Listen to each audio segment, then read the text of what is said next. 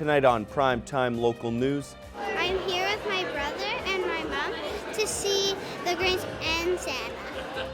Here Comes Santa Claus had a successful turnout, plus the Lakeland Rustlers held their Hockey Fights Cancer game, and our weekly edition of Retrospect. Welcome to News Hour. I'm Lisa Henderson, and joining me this evening is Michael Higgins. Thank you, Lisa.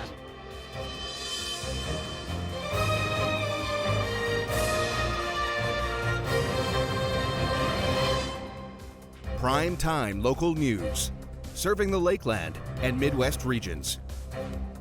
This year's Here Comes Santa Claus event was a success, with the highlight of the day being the Christmas character cameos. I got to experience the fun festive frenzy firsthand.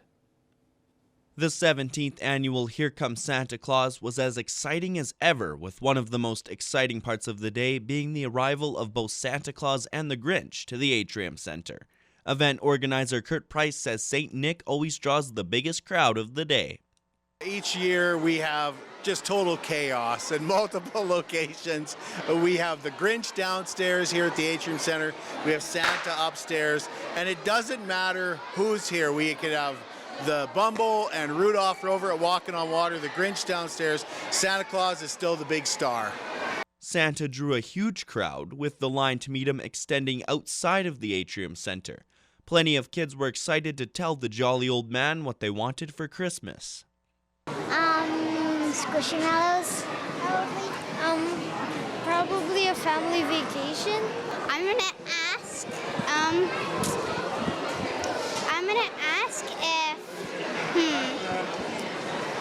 I actually don't know that yet. So someone took us a pictures, yeah, and then Santa told us, are we good? And then we said we were good. While the arrival of Santa and the Grinch was a huge part of the day, it wasn't the only fun part of Here Comes Santa Claus. The rest of the day was filled with carriage rides and cookie decorating. We've added bouncy castles and a photo booth at the Anglican Church. They're working with First Baptist Church to hand out cotton candy. We've got carriage rides going on. We've got Christmas cookies. We've got gingerbread houses. Every year we've got something special. And I want to give a big shout out to Sobeys because they've been a sponsor every year. And Kevin goes all out with those gingerbread houses. And we want to thank our Connect and Kinsman clubs as well. Here Comes Santa Claus is fully underway, with a big line of kids here to meet both Santa Claus and the Grinch. It's a great way to kick off the Christmas season. Lane Hoffert, Primetime Local News. SaskTel has officially launched an ultra-fast Infinet network in Maidstone and 10 other communities. Our Jackson Fontaine has more on the network. A big announcement in Maidstone last Friday was the welcoming of the high-speed Infinet network. This will give users access to fiber optic internet, which will improve internet speed for people in surrounding areas. Infinet is SaskTel's fiber optic broadband solution. It works in conjunction with 5G, and it brings high-speed internet to communities across the province. Not only does this network speed up internet, it also brings many other perks along the way. So not only will this dramatically improve connectivity in Maidstone today, it gives us a platform that we can upgrade for decades to come to ensure that Maidstone has the broadband that they need to compete and succeed for decades. The announced communities are expected to receive the Infinet boxes by the end of January 2025, and this network will be a big part for many years to come. It'll help everybody from youth to business owners to seniors to anybody that works from home. People work from home now, but the ability to have that high performance will impact everything they do. Jackson Fontaine, Primetime Local News. It's time now for Retrospect. Here's Nick Hott.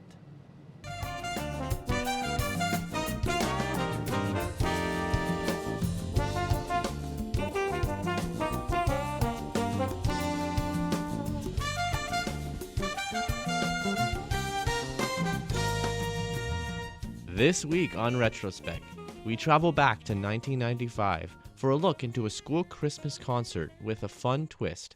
It started off like any other concert, with the children singing Christmas carols decked out in special costumes. But then Christmas hit the television airwaves. Welcome to News Hour. I'm Lisa Henderson, and joining me this evening is Michael Higgins. Thank you, Lisa. I wanted it to be something personal, and I thought, what in Lloydminster could I do that would work? And CKSA got it. We spent a little time researching and I watched a lot of news. They started to watch the news and they would come back and tell me things about each reporter. Jim Unger explores the secret of peace with Mayor Ilston Plant. Tammy De Silva is on special Christmas assignment. Sherry Lukens forecasts a very warm weather trend, and we had our weekly feature, Police Beat. In this week's edition of Police Beat, we have an amazing story of how the power of Christmas can work to fight crime. I tried to include as many as I could from the community with Constable Goodwill and the mayor and our priest, Father Leo. Next year, who knows? Very bright light glowing over the east side of Woodminster. At first, it was thought that there might be a problem at the upgrader. And of course, don't forget Greg Buchanan with NewsHour Sports, and the Blazers are winning. School staff agree this is a great way to tell the Christmas story. It's a story that is told every year, and you want to find a unique way, and I think we did find a unique way this year of telling it. I'm sitting here with the rest of the NewsHour team at Father Gorman's school, and I was wondering, Lisa Henderson, what was it like exploring the spirit of Christmas through news? It was really exciting. Like, you got to meet all these people and know what it's like being on the news, but it kind of makes you wonder that you don't have to find the real meaning of Christmas through the news. Like, you can find it like easily when you look around. You don't have to kind of find it through the news, but it was really interesting when you get to sit behind some big TV. And Tammy De Silva, you were the reporter out in the field actually looking for the spirit of Christmas. What did you find? Well, I found that it wasn't really like, you don't have to have all this commercial stuff like presents and everything and Santa Claus. It's just when people remember the real meaning, like the birth of Jesus, that's what it really is. Now maybe I'll go have a little talk with Julie and see if she has any hints for Police Beat this week. Julie Matthews, NewsHour.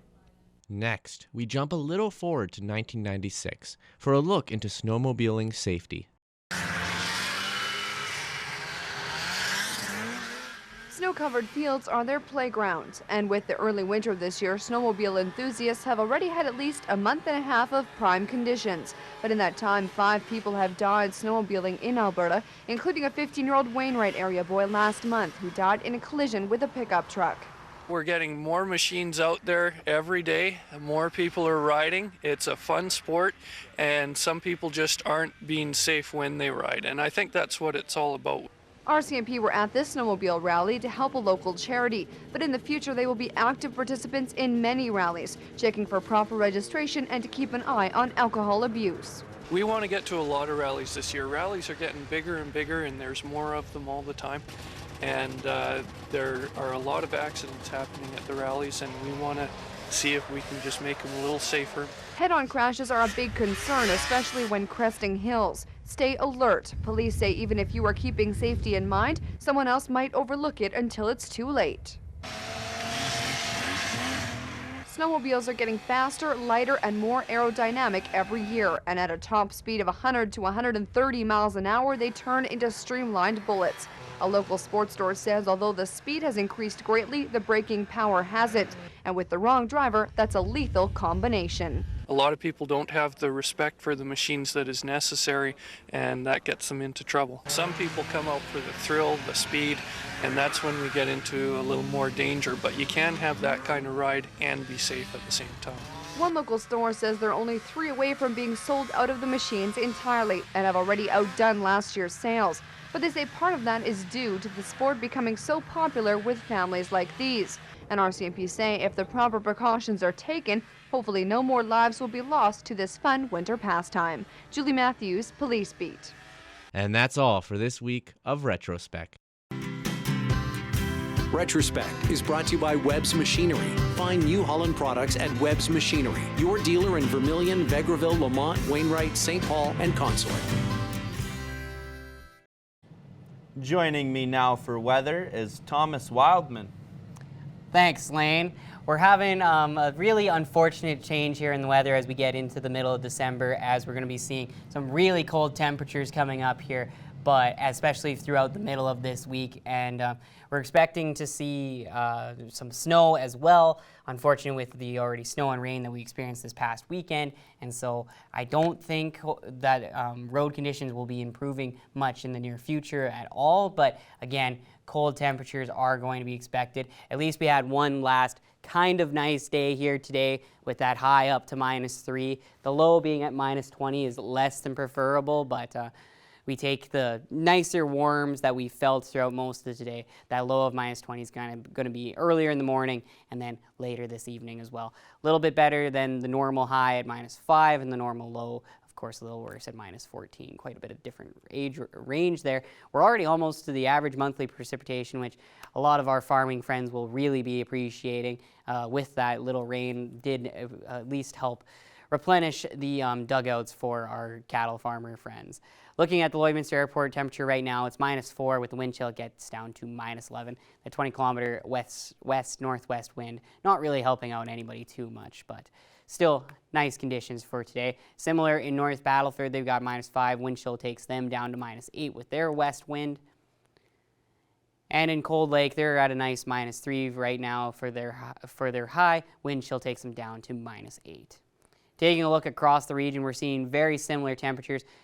We mentioned there Lloydminster at -4. Provost also at that -4 mark. Our friends up in Bonnyville also at -4. And we've got quite a few at -3 with Cold Lake and Vegreville and Lac-La-Biche at -3 and St. Paul. And we see some -5s from Marwayne, Vermilion, and Wainwright. Nice and warm out west, 0 degrees for our friends out in Edmonton.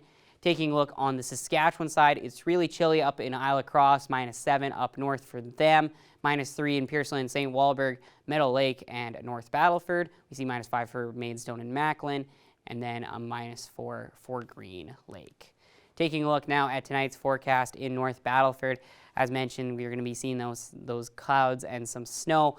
It's going to be a bit of snow, a little bit of accumulation, but probably not a lot, just enough to make the roads miserable for our friends out in Saskatchewan. Low of -19, that 55% chance of precipitation.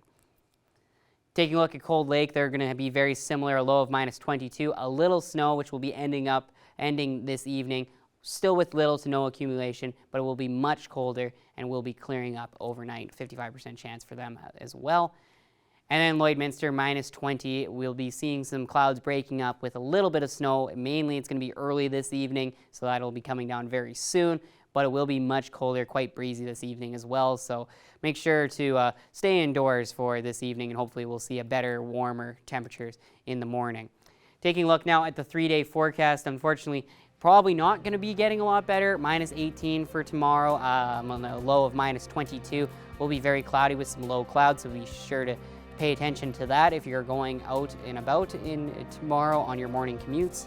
Wednesday, it's going to be cloudy and very cold, -18, very similar to Tuesday. The clouds will be a little higher in the sky. And then on Thursday, it'll be very, very cold again, -14 for your low with 41% chance of a morning flurry. But that will do it for our first look at the weather forecast. We will have some more news headlines coming up after the break.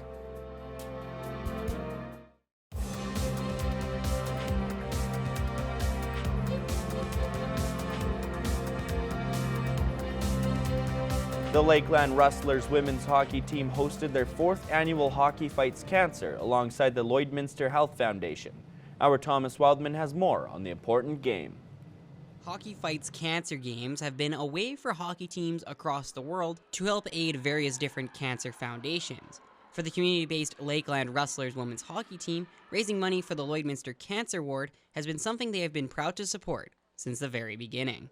We're so grateful for our partnership and collaboration with them. You know, Warren and Morgan and their entire team have just been so phenomenal to have the girls volunteer so much in the community. And that's really what the foundation is about, is we're about community. Obviously enhancing healthcare, but enhancing healthcare for the residents of our community. So, and that's what their team stands for. So year after year, they've continued to make this fundraiser bigger and bigger. So this year, it looks like we're going to reach nearly $20,000, which is a record breaker for this game. But it's truly phenomenal to see the community come out and to support them. And so it just means so much to us to see a community organization that's really built on volunteers to give back, and so it really does mean a lot to us. For this year's game, the Rustlers invited back previous alumni players to help fill out the Battle of the Border with Team Saskatchewan in white and Team Alberta in purple, with the alumni happy to be back to support a great cause. It feels awesome. I mean, this place is like home, and all of my friends are here, and the coaches are just like family to me, so it means the world to be able to come back and support this cause. The game signifies a break for the Rustlers to finish out the year, but the Rustlers have big plans for the break. I mean, definitely just individually, like skating and making sure we stay in shape. We're also going to Europe, and we're playing some games there against some female hockey teams. So that's definitely going to be a challenge for us, a big step up, and it'll keep us conditioned and ready to go into the second semester. The Rustlers' next action in the ACAC will be here at the Russ Robertson Arena when they take on the Nadukes on January 10th. Thomas Wildman, Primetime, local news. AMA is currently offering a fantastic deal on a trip to Japan this spring, and it's not just for AMA members. Abby St. John has more on this incredible opportunity. AMA has a ton of travel deals for their members, but they also have a unique opportunity for travel this spring to Japan for everybody. It's an amazing opportunity for those who would like to travel to Japan. And today I'm very happy to be joined here by Katie St. John from AMA Travel out in Edmonton. Thank you for joining me. Yeah, thank you for having me. Of course. Now, like I said, this is a very special opportunity for AMA. It's a direct flight from Edmonton to Tokyo, and it is a 13-day trip in near the end of April, beginning of May. So tell me a little bit about this trip to Japan, what people can experience, and some of the benefits from it being a direct flight. Yeah, so this is an exclusive opportunity. It's for AMA members, but also if you're not an AMA member, this is your opportunity to experience flying direct to Tokyo. Right now, Edmonton doesn't have any directs into Asia, so we're hoping if all goes well with this one, this will be a reoccurring option for travelers that do fly out of Edmonton International Airport. We're very excited. So you're going to leave April 19th, fly direct into Tokyo. You'll return back on May 1st, and hopefully you'll have your fill of a whole different cultural experience. The food, the people, just it's a once in a, almost a lifetime type trip. Absolutely. Now, I know you wanted to talk about the benefits of direct travel, which this is including. It is a direct flight. What are the benefits of being having a direct flight? So having the direct, it really helps a number of people. Obviously, our experienced travelers, I have no problems with a layover. I find them quite relaxing, actually. But I know there's a lot of people who don't experience that same feeling. So families, they might find that with layovers, they're difficult for having kids and running around, keeping them entertained. If you're a stressful flyer, making sure your bags are going to make it to destination. That's a huge problem with the airline industries these days. You just can't guarantee it.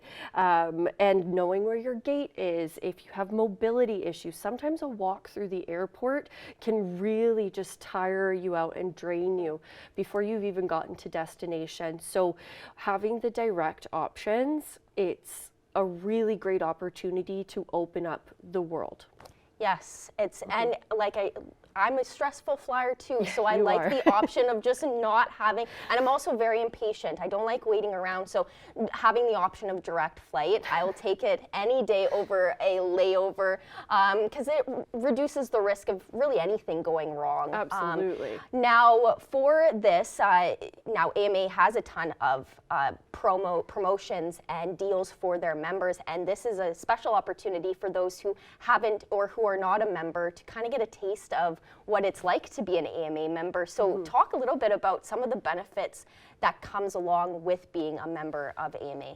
So most people know AMA as that roadside assistance company. We are there for you. If your vehicle breaks down, you need a battery boost, you're learning to drive, that sort of thing. But AMA is so much more.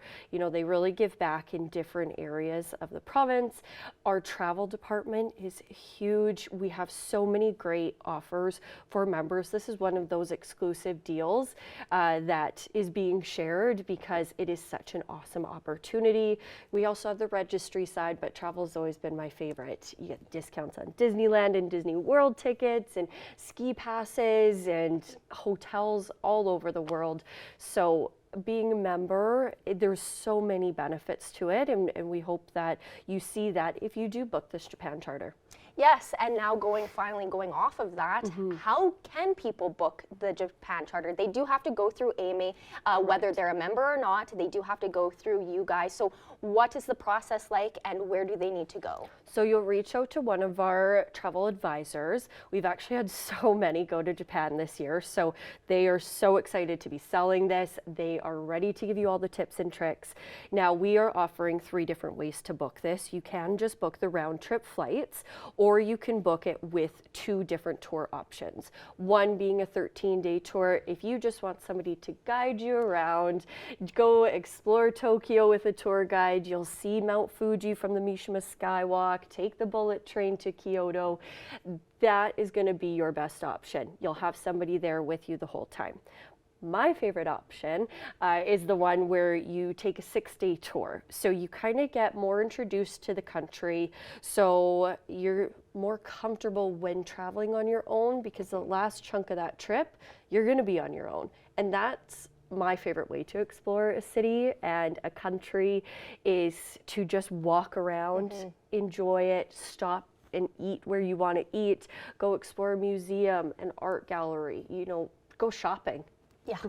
do what you need, do what you want to do. Exactly. But then also have the kind of first half be where you can learn more about the culture and explore. And it gets you more comfortable with being in a completely new destination, because Japan is so beautiful, and it's a very hot destination right now, and it's really great for families, solo travelers, female travelers too. We always worry about our safety when traveling solo. Japan, very safe country. Older generation, if you want to do multi-generation, grandparents, you want to take those grandkids to explore something new, this is a really great opportunity to do so, and the price is right. And it's during springtime, and I think Japan is at its most beautiful in the spring. Yeah, at end of cherry blossom season. Now, I'm no Mother Nature, so we do hope that those cherry blossoms will still be there for you to experience. But spring is still a really great time to go, because you're not getting that hot and humid summer weather that Japan experiences. We're not used to the hot and humid here in Alberta and some in Saskatchewan. So this is a perfect time to experience Japan. Absolutely, and it is a fantastic deal, not just for AMA members, but it might also encourage you to become an AMA member to kind of benefit from those other deals like you mentioned. So thank you so much for joining me, this trip sounds absolutely amazing. So hopefully this is a success, and Edmonton creates more direct flights to Asia. We hope so. Thanks. Now let's take a look at your pets of the day.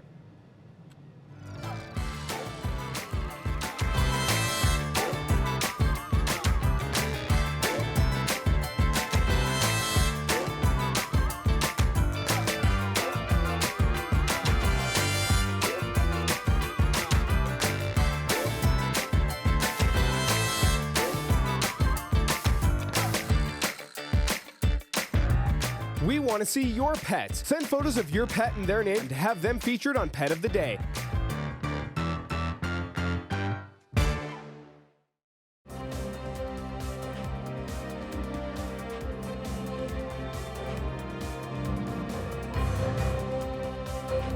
The parents of the young girl affectionately known as Bella Brave have started a podcast to honor her memory.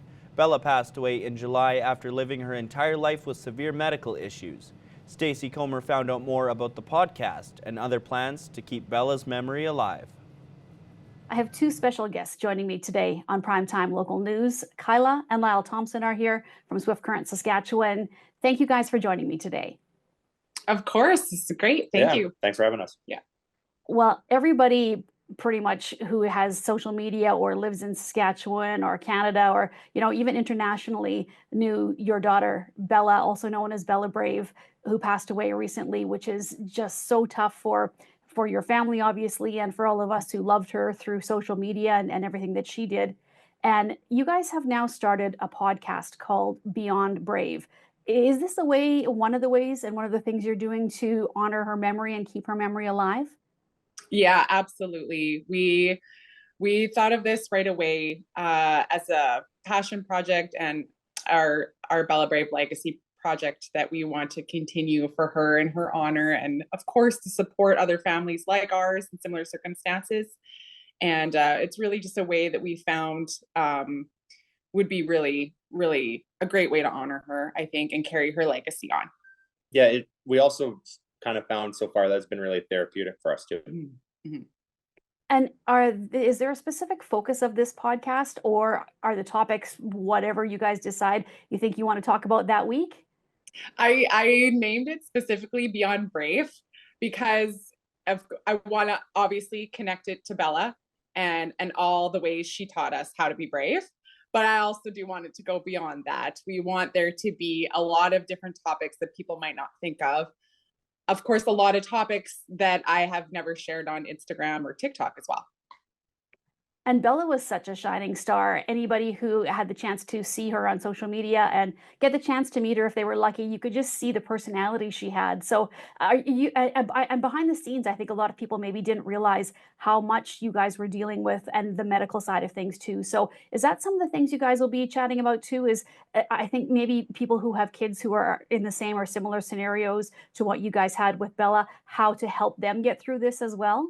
Yeah, absolutely. We will definitely be doing that. And we really found that this is the best platform for that specifically. And we definitely want to continue that on as well. Yeah, it's hard to get message across without, having long form content, and TikTok isn't that, but podcasts definitely are. I think a lot more of that will come out too as we start to, have some guests on and moms that have been, or families that have been in similar experiences, as well as the perspective from like the medical community too. Yeah, we want to, of course, continue. Bella was a big advocate and philanthropist, and we want to carry that on in the best way we know. I mean, she was the expert at it, so we want to continue that on for her in the way that she would love. Lyle, you kind of stood behind the scenes for when Kyla and Bella were doing their social media. I see now Kyla has you on Instagram, and now you're doing the podcast. So how do you feel about this? It seems kind of new to you. Are you comfortable? Yeah, I'm a lot more comfortable with the podcast. I'm not much of an actor. I can't really ham it up for the camera as much as like Bella could and Kyla can. Yeah. So the podcast is definitely more my vibe. Yeah. We created an Instagram account finally for myself, but that was fun. It was fun, but I still feel like it's kind of a headache sometimes that I might just pass it over to Kyla. We'll see. Yeah. Now, are you guys going to do this podcast on a weekly basis, or just kind of whenever it strikes you? And do you have a bunch of episodes recorded, or where are you at with all of that? We definitely want to keep it weekly and drop an episode every Monday. We're finding with the talks we have and the things coming up that we might even be able to produce more than one episode a week. We'll definitely announce that on our socials if we do, for our listeners that are, committed to listening as soon as one comes out. Yeah, we have a pretty good schedule. We're finding it. It makes it a lot easier just to be consistent and just drop them every Sunday night. So if you're, getting ready to go to work on Monday, you can put it on. And the Bella Brave merch that you guys have been selling for quite some time now, that is still available. Is that a good way for people who still would like to support your family and the cause that you guys have in promoting this? And are there other things on the go as well? Yes, absolutely. We want to continue our merch. That was a passion project that Bella controlled a lot of. She wanted to be a fashion designer when she grew up. And so I want to carry on. She had so many more ideas. And I want to continue that on in merch format as best I can for her with the ideas and the drawings and the styles that she had created that we haven't even got out yet. So we're continuing that on, and it definitely supports our family still. And so we appreciate that. If anybody that still wants to carry her legacy on by wearing her name on their shirt, that means a lot. And now, what about Waylon, your son Waylon? Is he going to be jumping on the podcast too, and maybe more on social media, or does he like to stay away from that? He loves it. It's so funny. He really wants to do TikToks all the time. He is used to when his sister would do them and he'd watch and she'd be like, no way, like get out of here. Like typical sibling rivalry, and she wouldn't let him.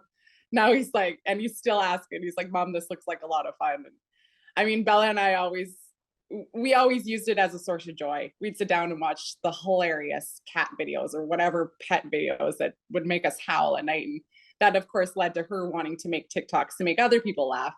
And Waylon caught on to that right away, and he's like, I want to do that too, Mom. This is really funny. Let's do some funny things. Oh, that's awesome that you guys can bring him in on this too. And again, such a great project, the Beyond Brave podcast. If people are looking for information either on the podcast or where they can buy the merch or just more information on you, and if they want to log on to and join Lyle's Instagram account now, where can they find all of this? What's your Instagram handle? I think it's Lyle MT. You can just follow me at that. Yeah. Yeah, and I'm all my socials are at Kyla CT, and our podcast is Beyond Brave. All right. Well, thank you guys for joining me. I appreciate this. I know that Bella is definitely watching down and watching what you guys are doing, and just getting through this I know has been so difficult, but we appreciate you still sharing everything and helping as many people as you can. So thank you guys so much. Thank you for doing this. And I really appreciate speaking with you today. Yes. Thank you for the opportunity.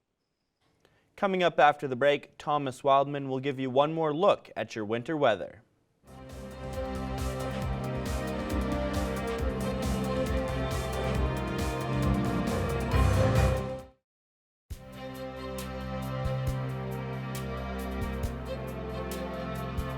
Welcome back, folks. We're going to take a look at the current temperatures across the central region right now. As we saw earlier in the west, it's quite a bit warmer there. Zeros for Edmonton, Edson, and Jasper. -3 down south. Oh, a little bit of change there. -3 for Rocky Mountain House, and -4 there for Red Deer. -2 in Whitecourt, -4 in Athabasca. Similar to us here in Lloydminster, -4 Cold Lake at -3. On the Saskatchewan side, we see -3 for Meadow Lake and North Battleford, -7 for Prince Albert, -10 in Melfort, nice and cool for them, and then -5 for Saskatoon. Taking a look down south, we see some cooler temperatures. Yorkton very cool at -11, a little bit warmer in Swift Current at -3, and then between -5 and -8 for Estevan, Regina, Moose Jaw, and Kindersley. On the Alberta side, a little bit warmer in Calgary. They're up to +1 there, but in Coronation, -7, -4 for Medihat, and in Banff as well, and then Lethbridge at -3. Taking a look at tomorrow's forecast here in Lloydminster, it's going to be -17 in the morning at 6 a.m., mostly clear. It will become cloudy at noon, getting down to -18, -22 at 6 p.m., and then it will warm up a little bit to -20 at midnight. Taking a look at North Battleford for tomorrow, they're going to have a high of -16. It's going to be very cold, but they are going to have some sun, which will turn cloudy later on in the day. And then in Cold Lake, -17, very cold, similar, with some sun and then some increasing clouds. Taking a look now at your travel forecast, we're going to see similar temperatures in the local area. Going to get down to -20 for Isle Across tomorrow, though, unfortunately. -17, -18 for Meadow Lake, Bonnyville, Provost, and Paradise Hill, with Provost being a little warmer at -14. Looking elsewhere, we're going to be seeing very similar temperatures. Calgary going to be a tad bit warmer there, though, at -3, turning cloudy for them, but similar to all of us here at those mid-minus teens as we see. And then we get into the 7-day forecast. We mentioned earlier in the show it's going to be a morning flurry on Thursday, Friday, a bit of a morning snow as well. It's going to be warming up, though, thankfully, up to -6 for your high. That'll carry on into Saturday and Sunday. A little morning snow as well on Sunday. Those low temperatures in the minuses, though, for -11, -13, -18 over the weekend. And we'll get a little bit cooler there on Monday as well. Well, it does look like, yeah, we've got a next 3 days that, you know, they're in those teens. They're a little bit cooler, and then it'll warm up again and then kind of go back down. So it seems like we've been on kind of a roller coaster, I guess you could say, in terms of weather. It's been kind of shifting quite a bit. Welcome to Alberta and Saskatchewan, folks. The ride never stops. That's right. That's all the time we have today for Primetime Local News. Thanks for joining us.